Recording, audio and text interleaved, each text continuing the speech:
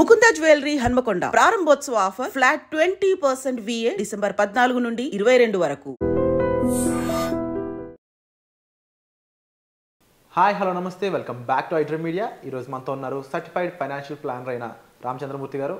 అలాగే stock market అనలిస్ట్కి సంబంధించి ముఖ్యంగా ఈరోజు అప్డేట్ ఏంటో తెలుసుకుందాం. Hi sir. హాయ్ అండి. Sir, right now market situation ఒకసారి చెప్తాను. అండ్ ముఖ్యంగా సెన్సెక్స్ వచ్చేసి -1176 పాయింట్స్తో 78,041 దగ్గర ఉంది. అవునండి. నిఫ్టీ వచ్చేసి -364 పాయింట్స్తో 23,587 దగ్గర అయితే ఉంది. చాలా రీజన్స్ అయితే ఇంపాక్ట్ చేస్తున్నాయని చెప్పేసి మాట్లాడుకుంటున్నారు బయట. వాట్ ఈస్ హ్యాపెనింగ్, ఇది ఇలాగే కంటిన్యూ అయ్యే ఛాన్స్ ఉందంటారా? అవునండి. ఇప్పుడు మీరు ఇవాళ రేట్ చెప్పారు కానీ యాక్చువల్గా అసలు పాలు స్టార్ట్ అయింది 16-12 నుంచి. ఆ రోజు వచ్చి 24,770 దాకా వెళ్ళింది నిఫ్టీ. సో అక్కడి నుంచి ఇప్పుడు దాదాపు 1,200 పాయింట్స్ డౌన్ అయింది. సో యాక్చువల్గా లాస్ట్ టైము అక్టోబర్ 21 నాడు 23,390 దగ్గర లోయెస్ట్ లో వచ్చి అక్కడి నుంచి యాక్చువల్గా రికవరీ స్టార్ట్ అయింది. సో అప్పుడు హై వచ్చి మళ్ళీ 5/12/2024 నాడు ఇది 24,830 దాకా వెళ్ళింది సార్. సో అక్కడ మేము మార్కెట్ ర్యాలీ స్టార్ట్ అయింది, ఓకే కన్సల్టేషన్ అయింది. అంతకుముందు మనకి ఆల్ టైమ్ హైస్ నుంచి ఫాల్ అయింది కదా, గత 3 నెలల నుంచి కూడా ఫాల్ అయింది. సో 3 నెలల నుంచి ఫాల్ అయింది ఒక ఎత్తు, ఈ వారం రోజుల్లో ఫాల్ అయింది ఒక ఎత్తులాగా ఉంది. ఎందుకంటే ఇప్పుడు నెక్స్ట్ లెవెల్ ఇది లాస్ట్ టైంలో కనుక 23,330 కనుక కట్టిందంటే ఇంకా హెవీ, ఇక అది కరెక్షన్ మోడా లేకపోతే క్రాషా అనేది అర్థం కాకుండా ఉంది. సో ప్రజెంట్ అయితే నిఫ్టీ అయితే 23,587 సపోర్ట్ ఆగింది ఉంది. సో ఎక్స్పెక్టెడ్ ఏంటంటే ఇంకో 200-300 పాయింట్స్ డౌన్ అయితే ప్రీవియస్ సపోర్ట్స్ దగ్గర కనుక ఆగితే కొంచెం మనకి రిలీఫ్ వచ్చినట్టే.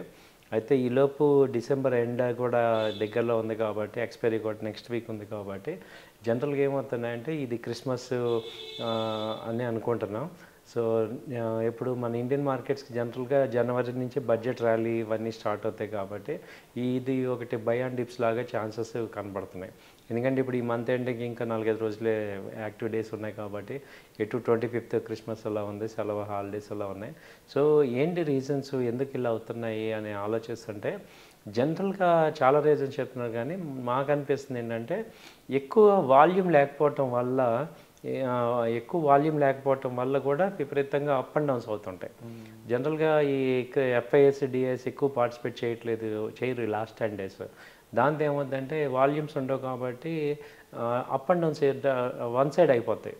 సో ఇది ఒక మేజర్ రీజను. ఆ తర్వాత ఫెడ్ వడ్డీ రేట్లు తగ్గించారు బాగానే ఉంది కానీ నెక్స్ట్ ఇయర్ అలాగే హాకిష్గా చెప్తున్నారు. అది ఒకటి సెంటిమెంట్ నెగిటివ్గా తీసుకుంది యూఎస్ మార్కెట్స్.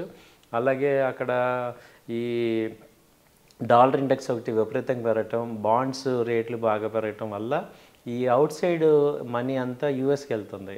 అలాగే గవర్నమెంట్ చేంజ్ అవుతుంది. అందులో రిపబ్లికన్స్ నుంచి డెమోక్రాట్స్ నుంచి రిపబ్లికన్స్కి పార్టీ గవర్నమెంట్ చేంజ్ అవడంతో వాళ్ళ ఒపీనియన్స్ థింకింగ్ అంతా కూడా మారుతున్నాయి కాబట్టి జనరల్గా గ్లోబల్ మొత్తం కొంచెం అన్సర్టనిటీ ఉంటుంది.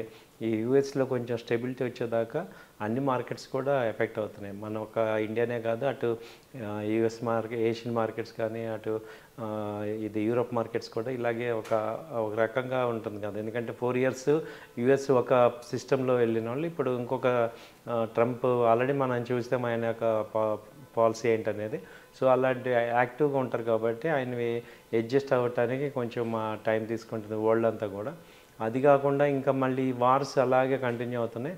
బట్ రష్యన్ మొన్న న్యూస్ ఇచ్చారు, ట్రంప్తో మేము అయ్యేటట్టు ఉంది, క్లోజ్ చేస్తామనేది. ఇవన్నీ కూడా నెక్స్ట్ ఇప్పుడు బైడెన్ గారు వెళ్ళేటప్పుడు కూడా కొన్ని కఠినమైన నిర్ణయాలు, అన్ఎక్స్పెక్టెడ్ డెసిషన్స్ తీసుకుంటున్నారు, అవన్నీ కూడా ఎఫెక్ట్ అవుతున్నాయి. సో ఈ ఆల్రెడీ ఈ 2 వార్స్ రెగ్యులర్గా మనకి అటు వెస్ట్ ఏషియాను ఇటు ఈస్ట్ 2 వార్స్ ఎఫెక్ట్ అవుతున్నాయి కాబట్టి ఇవన్నీ మనకి ఇండియాలో ఎఫెక్ట్ అవుతున్నాయి సార్. అండ్ సార్ అలాగే హై వాల్యుయేషన్స్ కానీ FIS కూడా రెజ్యూమ్ చేశారు సెల్లింగ్, అండ్ ఇలాంటి ఎన్నో రీజన్స్ ఉన్నాయి. మీరు చెప్పండి సార్. అండ్ మీరు అంటూ ఉంటారు కదా ఒక్కొక్కసారి విరాట్ మార్కెట్లో ఈవెంట్స్ ఉన్నాయనే ఇలా జరుగుతుందని కాదు, ఒక్కొక్కసారి అన్ప్రెడిక్టబుల్గానే ఉంటుంది సిచ్యువేషన్ అనేది, దానికి రీజన్స్ కూడా ఉండవు అని అంటూ ఉంటారు కదా.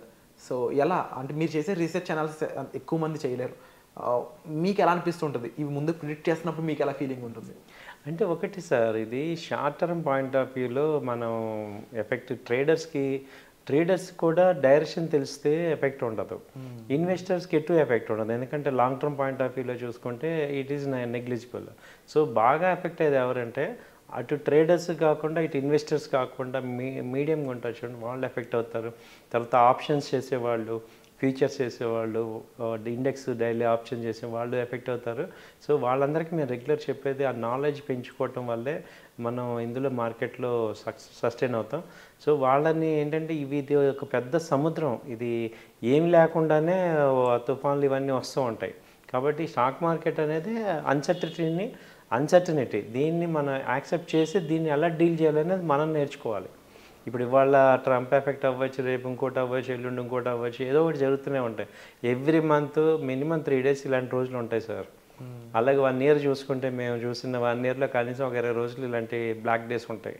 బట్ ఓవరాల్గా చూస్తే ఏమైంది, మనం ఇప్పుడు లాస్ట్ 3 years నుంచి చూసుకుంటే 3 years బ్యాక్ ఉన్న సెన్సెక్స్గా ఇవాళ సెన్సెక్స్ ఎప్పుడు హై అవుతూనే ఉంటుంది. సో ఈ ఎక్కువ ఎఫెక్ట్ అయితే ఈ షార్ట్ టర్మ్గా ట్రేడ్ చేసే వాళ్ళందరికీ ఎక్కువ ఎఫెక్ట్ అవుతుంటాయి ఈ చేంజెస్. అండ్ సార్ ఎక్కువ మందికి ట్రేడింగ్ ముఖ్యంగా F&Oలు అవన్నీ కూడా ఇలాంటి టైంలో రిస్క్ అనే చెప్పొచ్చు. బట్ ప్రతి ఒక్కరికి ఒక రైట్ ఫైనాన్షియల్ ప్లానింగ్ అనేది చాలా ఇంపార్టెంట్. ఆ ఇన్వెస్ట్మెంట్స్ పరంగా అది ఇంకా ఇంపార్టెంట్. ఎక్కువ మన దాంట్లో ఏంటంటే ముందు ఖర్చులు, తర్వాత సేవింగ్స్, ఆ తర్వాత మిగిలిన ఇన్వెస్ట్మెంట్స్ అని చూస్తారు. ఆ ప్యాటర్న్ అనేది మారాల్సి ఉంటుంది. అండ్ ముఖ్యంగా మార్కెట్స్ ఇలా ఉన్న టైంలో యాజ్ ఎ ఫైనాన్షియల్ ప్లానర్గా and as a senior research అనలిస్ట్గా మీ హెల్ప్ అనేది ఏ విధంగా ఉంటుంది?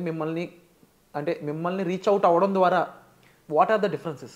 ఎలా ఉంటాయంటే అండి, ఇప్పుడు మేము చెప్పేది ఏంటంటే, ఇప్పుడు ఇలాంటి ప్యానిక్ డేస్లో అందరం ఆల్రెడీ మీరు ఎవరైనా స్టాక్స్ కొనుక్కున్న ఉన్నవాళ్ళు, ఈక్విటీ కొనుక్కున్న వాళ్ళు ఈ టైంలో ఏమవుతారంటే ఉన్న అన్నీ కూడా అమ్మేసుకుంటారు. సో అలా ఎప్పుడు చేయొద్దు. ఆల్రెడీ ఉన్న స్టాక్స్ని ఉంచుకోండి. అది క్వాలిటీ స్టాక్స్ అనేది మీకు అర్థమైనప్పుడు ఉంచుకోండి. అలా కాకుండా ఇప్పుడు నేను అన్క్వాలిటీ స్టాక్స్ కనుక తీసుకుని ఉంటే ఇప్పుడు ఇలాంటి వాటిల్లో ఏమవుతుందంటే అక్కడ వాటి నుంచి ఎగ్జిట్ అయ్యి మంచి క్వాలిటీ స్టాక్స్లోకి ఎంటర్ అవ్వచ్చు. సో కొన్ని మంచి కంపెనీస్ అవి తక్కువ రేట్లో ఉన్నప్పుడు ఈ కంపెనీస్ ఫాస్ట్గా మూవ్ అవుతాయి కాబట్టి అలా షిఫ్ట్ అవ్వాలి, పోర్ట్ఫోలియోని షిఫ్ట్ చేసుకోవటం. ఇలాంటివి మీరు చేసుకునేటప్పుడు మా హెల్ప్ తీసుకోవచ్చు. అంటే ఇప్పుడు డెడ్ స్టాక్స్ ఉంటాయి కొన్ని, ఆ డెడ్ స్టాక్స్ నుంచి ఇటు షిఫ్ట్ అవడానికి మనకి మంచి వానికి వస్తాయి. అలాగే ఫ్రెష్గా ఉండే వాళ్ళకి మంచి కంపెనీస్ ఏమున్నాయి సార్ ఈ ఫాల్లో అనేది మనం రికమెండేషన్ చేయడానికి అడ్వాంటేజ్ ఉంటుంది.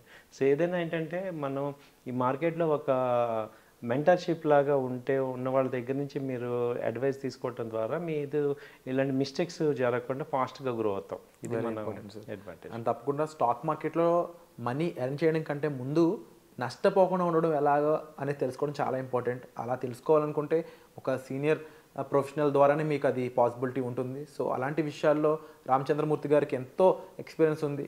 రైట్ స్టాక్ని ఎంచుకోవడం అయి ఉండొచ్చు, మీ ఫైనాన్షియల్స్ని మేనేజ్ చేసుకోవడం అయి ఉండొచ్చు, మీ యొక్క గోల్ సెట్టింగ్కి ఎటువంటి ఫైనాన్షియల్ ప్లానింగ్ చేసుకోవాలని ఉండొచ్చు. ఇలా ఎన్నో విషయాలపై మీకు అవగాహన కావాలి, ఒక క్లారిటీ కావాలి. మీ ఫైనాన్షియల్ ప్లానింగ్లో మీరు బడ్జెటింగ్ ఎలా చేసుకుంటున్నారు, ఎక్కడ ఇన్వెస్ట్ చేస్తున్నారు, వాటిలో ఏమన్నా చేంజెస్ చేయాల్సి ఉందా, ఇలాంటి ఎన్నో విషయాలపై మీకు అవేర్నెస్ క్రియేట్ చేస్తూ సార్ పర్సనల్ అపాయింట్మెంట్స్ అనేవి ప్రొవైడ్ చేస్తూ ఉన్నారు. మీరు డిస్ప్లే అవుతున్న నెంబర్స్ కాల్ చేసి డైరెక్ట్గా సార్తోనే మాట్లాడవచ్చు. Thank you so much sir. Thank you అండి. నమస్తే.